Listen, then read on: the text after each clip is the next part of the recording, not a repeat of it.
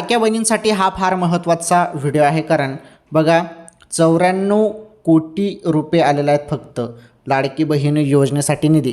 जानेवारीचा निधी आहे हा, फक्त जानेवारीचा हप्त्यासाठी, आणि पहिल्याच महिन्यात एवढा कमी निधी आलेला आहे. त्यामुळे एक प्रकारे लाडक्या बहिणींना निराशा पाहायला मिळत आहे.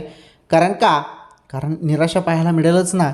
जरी निधी कमी आला तर मग फक्त कमी लाडक्या बहिणींनाच हप्ता मिळेल, काही बहिणींना तर हप्ताच मिळणार नाही, जसं मागच्या वेळी झालं तसं.